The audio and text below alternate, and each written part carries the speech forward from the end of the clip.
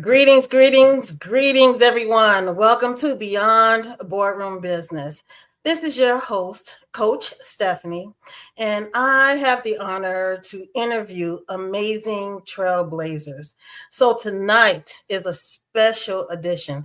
If you know anyone that's interested in learning about real estate or family relationship, you need to be on this show. You need to hear my guest because she is full of amazing information, full of facts. And before I just keep going down and talking about her, let's let her explain who she is, the amazing person she is. So without further ado, let's bring on Mrs. Steffanie Thomas. How are you this evening? I'm good, but it is hard to say how amazing you are to yourself. Oh. But you are amazing as well, Stephanie. Thank you so much for having me on. I appreciate it. Most definitely. You're definitely a trailblazer. I mean, I've known you for years and you are on point. You are determined to achieve success. And I just want to say congratulations. Well, thank you so much. And I want to say that, when you've lived as long as we have, right? And we have some more to go, you try some things. And so I've always been a person of, you've only been here for, the first time, try as much as you can so you can find out what you're good at. And I've definitely been one of those people. I've tried a lot. Some things worked, some things did not. But there are a few things that I've done that really worked well for me. And real estate is the current one. I've been doing real estate for 10 years. I love real estate. I love the financial freedom and the time freedom that it gives me. We've done a lot, Steph. And so some things, either you had the time and no money, or then you had the money and then you had no time, right?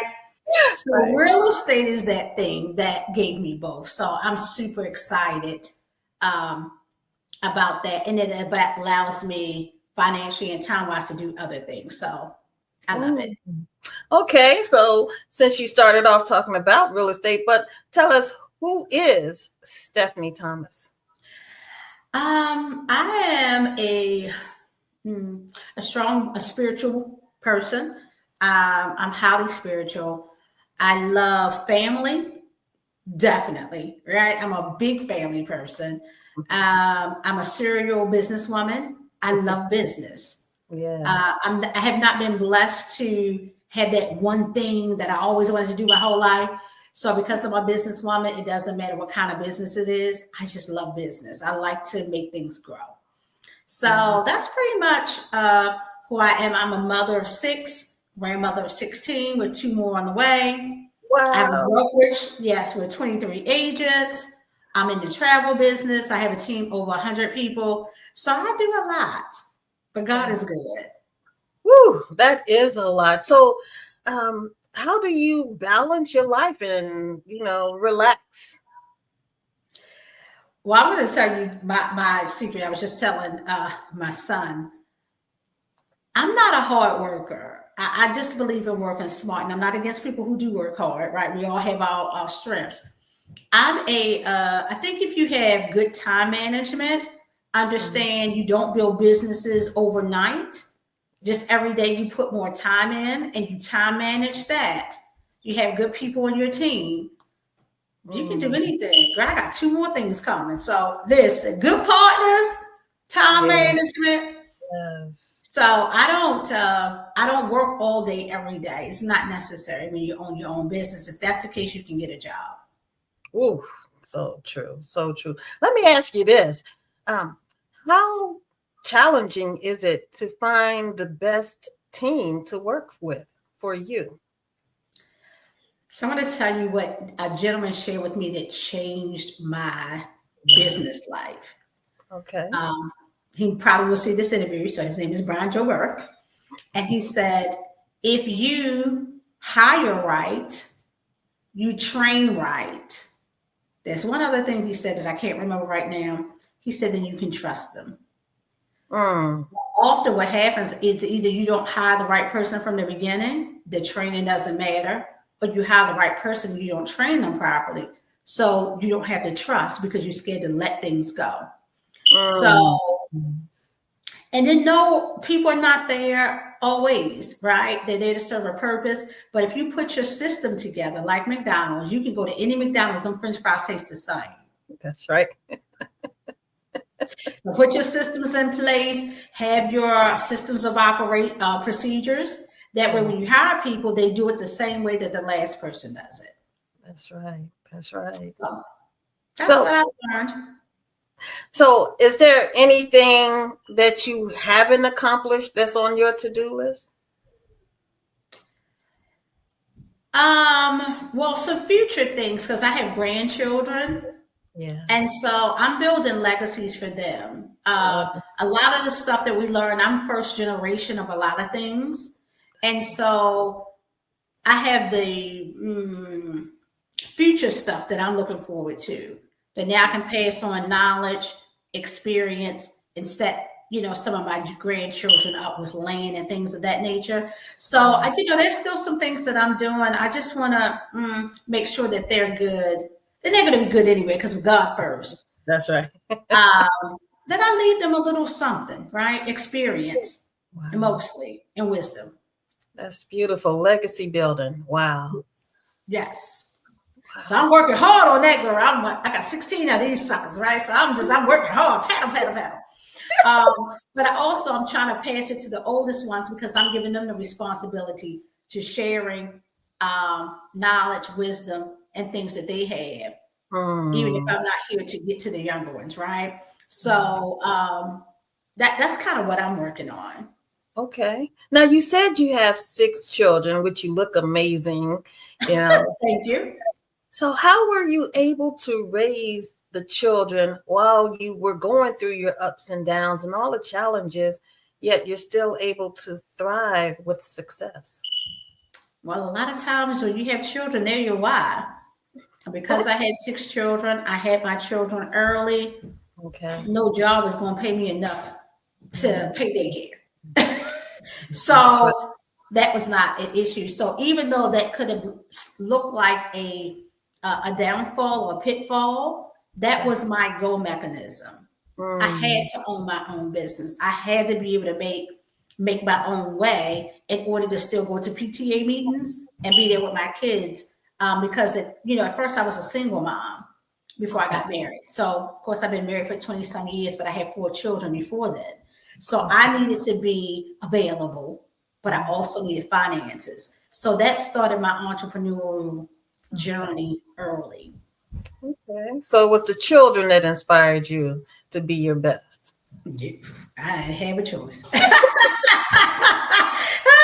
And people say, we admire you so much. I'm like, girl, I had to do that. That wasn't even something I just came up with. I just really, my situation called for that. And I thank God for that. So, so that's a beautiful thing. And I've been able to sometimes do it well, sometimes not so well. My children have seen me try. And so that's all I tell them. I said, I tried and some things worked and some things did not. So some of my children have gone corporate. Some of them are entrepreneurs. So whatever they decide is fine. Okay. Wow. That's really beautiful. So when you talked about real estate, what got you interested in real estate to begin with? Now I can make up something and tell you a nice little something that sounds good, or you want the truth? The truth. So you remember I started a radio station. Yes. WXRP. I had 32 shows. I had no clue what I was doing, but it became successful. But to a point, it was too much for me to not have the experience. I was burnt out and not have the full vision, right? So when that happened, I'm only one person. I said, I have to do something else. I'm burnt out. I can't continue to do that. And I looked around at what can I do?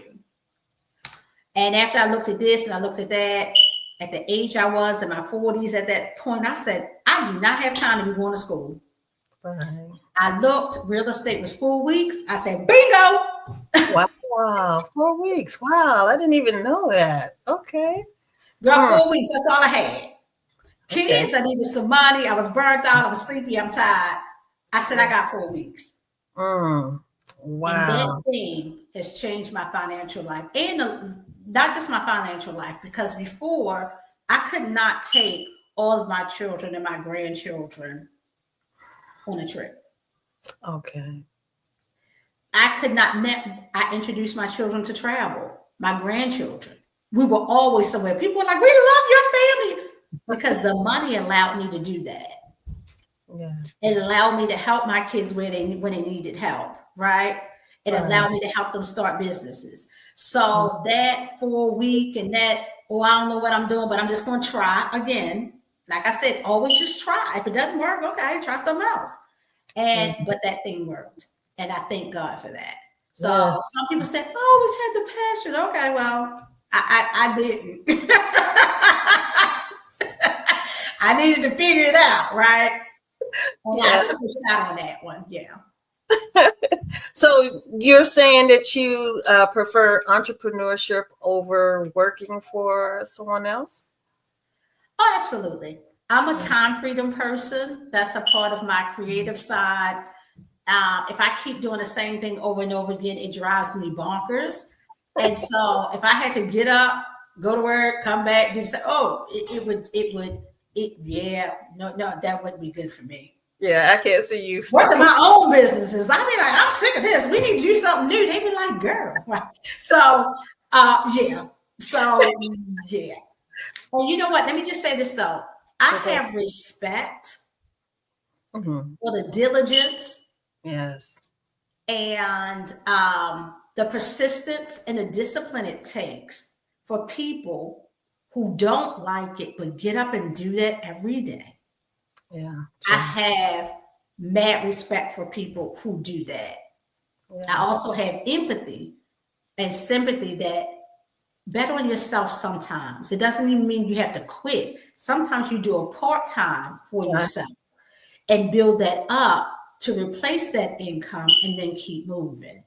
But these jobs don't love you. Okay, they will replace you so fast. It's not even funny. And it's power in entrepreneurship. I love being an entrepreneur. And like you mentioned, it's about the freedom. I love having the options to decide what I want to do and how I do it. So with you taking on real estate, do you also take on the marketing, the advertisement? How did you learn to all of those traits? Well, the good thing about real estate, and this is what I learned being a serial entrepreneur. Sometimes, we all I'm going to speak for myself, always starting from the basement, trying to build something big and grow. And I looked at real estate and I said, whoa, they just are buying and selling before I even get here. I don't have to make this up. Okay. I don't have to build it. I don't have to do, all I had to do was hop in and the money was already circulating. Girl, grab me some. And I said, I love it. Grabbing, girl. I be grabbing. So I had to, and that's the difference. I had to transition from being an entrepreneur to a business person. Okay. There is a difference. Yes. And I remember one day me and my girlfriend were talking and she was like, why haven't we made our $1 million yet? We're smart. We have this and we have that. And then I looked up the definition. Entrepreneurs take the risk for the sake of profit. And entrepreneurs are always creative. They have a vision, right? Business people do business. What y'all buying and selling? Okay, I'm going to sell that. What? Oh, okay, I'm going to do that. And I said, I need to be like Magic Johnson's little sister. He owns parts of Starbucks and he don't even drink coffee. Okay. I've been doing it wrong. So real estate is the same way. People have to have somewhere to live. People are always buying and selling. And so it's an industry that I don't have to build. I just have to hop in and grab me some. And that's what I've done. That's really smart. Yeah. So Tell us about the real estate industry. Is it a good time to sell, hold? What's going on? I always tell people there's no one way. Okay. It depends on your goals and what you're trying to do. Real estate never stops. It may, it has its ebbs and flows like any other business. Yes. But what I've learned about real estate, like any business, you have to just be on the right side of the business. Okay. So when it's time to hold, you hold. When it's time to sell, you sell. When it's time to buy, you buy, right? When it's a buyer's market, you be with buyers. When it's a seller's market, you be with sellers, right? But if you stand still and only stand on one side, when that side is not hot, you're going to lose. So you have to improvise and reinvent yourself and be open. So I service anybody and everybody. Okay. All right. So what should someone do who's used to being in an apartment all their life? What's the first steps they need to do to accepting home ownership? Well, one of the things I want to say to people, there's nothing wrong with renting if that's your only option. But let me tell y'all, outside of being a real estate agent or anything else, buying a home is the first step to generational wealth. I want to tell you how this works, and I didn't know this, right? Until I got to real estate. I'm from up north, and I didn't know a lot of people who owned their homes. When I got into real estate and I came here, let me tell you what I see. Regular, everyday people live in a house for 6 or 7 years. Now, I want to get rid of one myth. Everybody thought, well, 30 years, you don't have to, it takes 30 years to pay it off, but you don't have to stay there for 30 years. That was my misconception. Right. So I was always like, girl, I don't know what I'm going to be doing in no 30 years. And I didn't want the commitment. I had commitment phobia, right? When I got to real estate, I started seeing people only live in their house for 6 or 7 years, sell the house, and walk away with $100, $120, $130, $200,000. Where did you do that? Nowhere. For simply living somewhere. There was no work involved. You didn't get up every morning for the last 10 years and go to work. None of that. Just simply living. And then it dawned on me, one guy, he was getting ready for retirement. And he said, Steffanie, I just made more just by living in this house for 7 years than working 30 years in my retirement. So let me say this to y'all again. I don't care where you live at. Get you a condo, you get you a townhouse. Don't go above your means. But invest in something, because real estate always goes up in value. Same thing you asked me. So what happens if it crashes? You wait. You don't lose. You wait. You sell when it's time to sell. You buy when it's time to buy, right?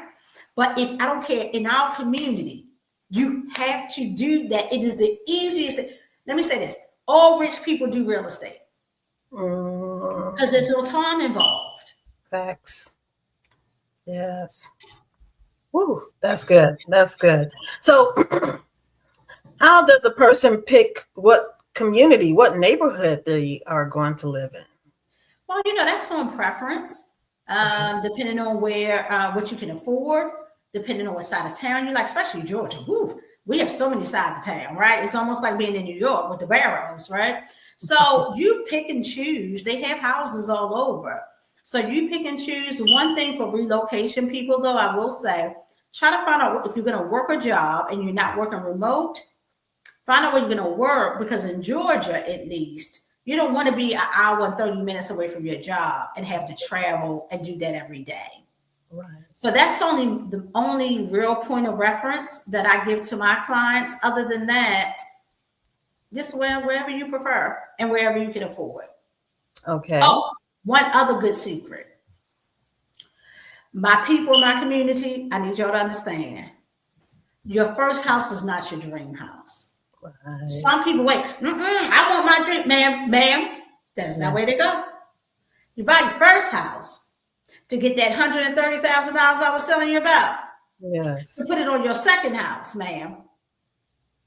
Yes. Your last house is going to be the ranch. If you live long enough, your last house is going to be the ranch, because you're going to be old and you ain't going to go up the steps. Okay? So buying a house is a cycle. Yeah. You buy the first house. If you're in your 20s, before you have children, or you only have one or two, you build that equity up where the schools don't matter because they're not in the schools anyway. Okay. You build the equity up. Now, when you want to go to the school where the houses are much higher, you take that bundle of money once you sell it and you go over there. You raise your kids in this house, then they grow up the rest of the way. They get out and go to college, wherever they're going. Hopefully they go. Right. And then you downsize to the ranch, lady. That's it. That really is it. Wow. You make it sound so simple. Because it really is. Yeah. But people have to just know, people are like, I just want my dream house. That's not how that works. Yeah. Your second or your third house is your dream house, and you can sell it whenever you get ready. Now, what about, okay, I was just going to ask, what about purchasing investment property? I'm sorry? Investment property? Yes. Yes, absolutely. I think that's a wonderful idea. It's not for everybody. But investment property is good because, like what we do ours for retirement. And so we buy, if you think about buying one property a year, you have your properties. Not only do you look at the income from the rental, also the appreciation. You always have something that you can sell if you need money.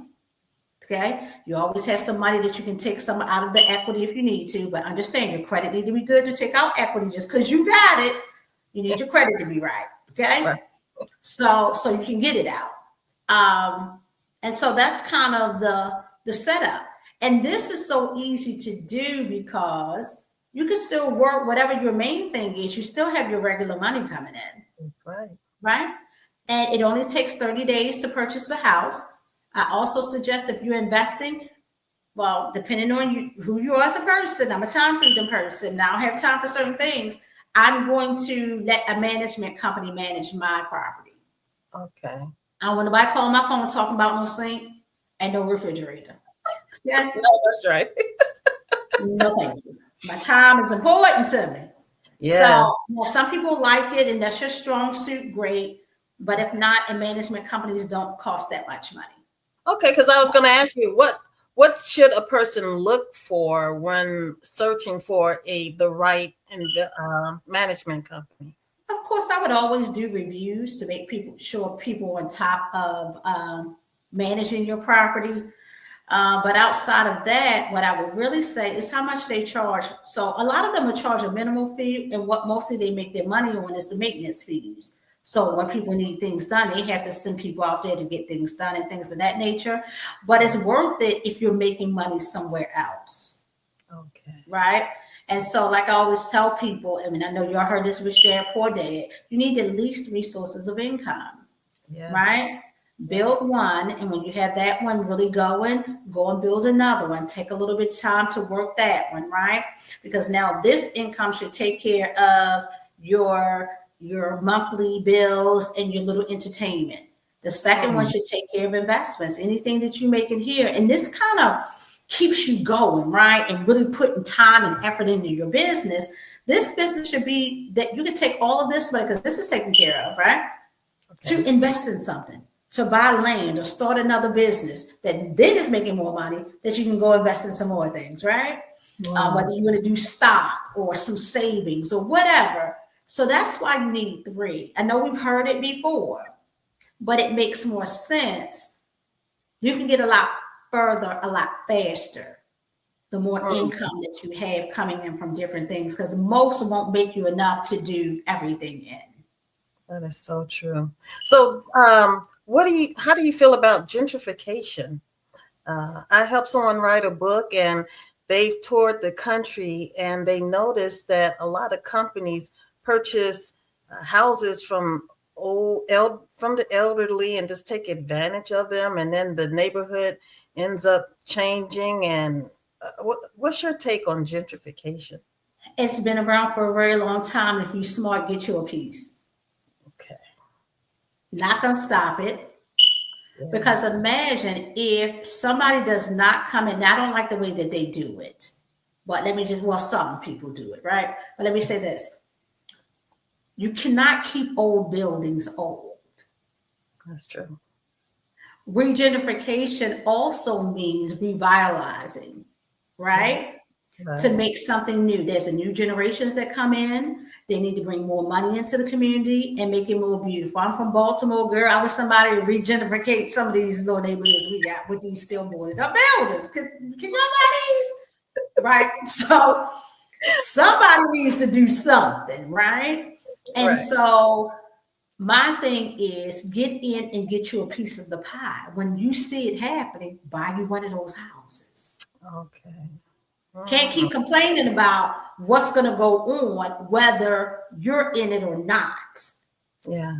So at least give you a piece so That's that right. you can then help out more. Money helps a lot because some people have great ideas, but a lot of times without the funding, what you going to do? Keep talking? Yeah. Yep. You got to be in the game in order to play, as you're saying. Wow. Or make So, changes. so is there anything that people should take into consideration when purchasing or searching for a house? Is there anything that we haven't discussed so far? No, I think, find a good realtor.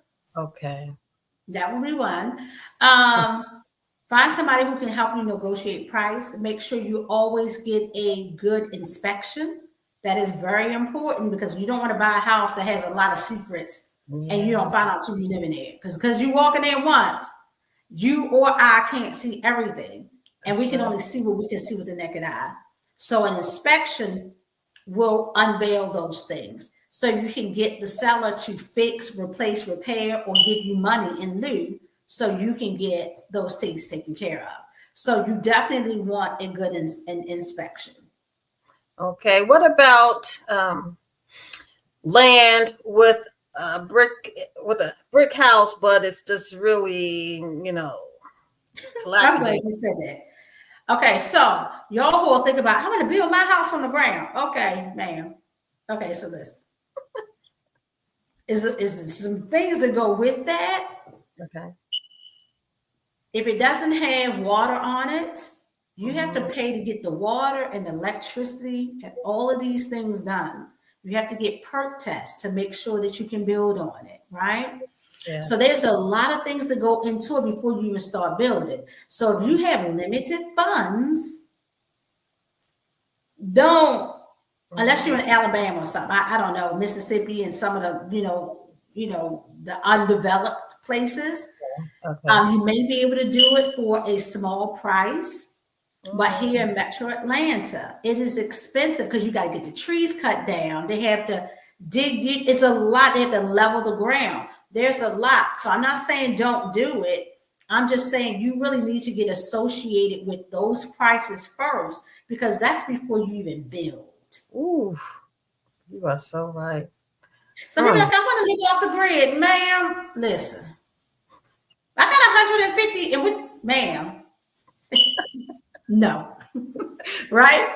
Again, you can go get a construction loan, but you're going to wind up, if price is your issue, it's better for you to buy a house that they already built or new construction because at least they get the cost lower because they're buying mass material. Okay. If you're just buying for your one house, you're not getting any discounts. You're not, you know what I'm saying? You're not able to get any of those things. So it costs you a lot more to make one house than it does D.R. Horton. You're so right. Okay. So again, I'm not trying to kill your dreams, y'all. I just want y'all to be aware of, take those things in consideration before you think about that. Okay. Wow. I really appreciate all of this information, Steffanie. I mean, I know that there are people out here. Do you offer consultations for people? Absolutely. Absolutely. People can reach out to me. That is what I do for a living. Outside of it, I don't really sell houses. I consult, right? I help people find what they're looking for. I help them jump from one place to another place by viewing houses, talking it through. So that is really what I do. I help you get prepared. I help you after the sale, right? Knowing how to keep your taxes low. So I'm just a ball and my team. We're just a ball of information because, to be honest with you, that is the one thing that I'm passionate about is people. Mm. In this industry, I like our community to win. Yes. I'm always going to share those little tips because we've been brainwashed to some certain things. And y'all, I'm going to tell you, if you don't do nothing else, and even if something happens to you, the way you need to set it up so that if something happens and your kids want to sell a house, let them get the 80,000, let them get the 120,000, right? Don't leave your money for somebody else. Yes. But that's what we need to be doing in our community, and that's why home ownership is so important. All right. Wow. Well, I definitely want to attend your next workshop or seminar. Absolutely. Yes, definitely. Well, I really appreciate it. And people can find you at Connections RG. What does RG stand for? Realty Group. Okay, Connections Realty Group or connectionsrg.com. Thank you so much, Steffanie. I really appreciate you spending this time and breaking down the world of real estate and your beautiful family. And I just love it. And Thank you so much. Thank you for giving me the opportunity to spread the word. Y'all, don't be afraid. Make this money, set yourself up for yourself. And then even if not you, then for your family. And home ownership is one of the easiest ways to do it. Wow. Wow, that's beautiful. I would love for you to come back in a couple of months and let's see what's going on in your world, if you don't mind. Oh, I would love to. I would love to. All right. Well, thank you so much, Steffanie. Thank you, Steph. I hope you all enjoyed this episode. I mean, if you know anyone who is interested in purchasing a house, selling a house, or have any kind of questions, make sure you contact Steffanie Thomas. And again, the website is connectionsrg.com. I hope you all enjoyed it. Thank you all again for being watching another episode of Beyond Boardroom Business with your host, Coach Steffanie. Until the next time, stay prayerful, stay present, and stay persistent. Thank you. Have a great night.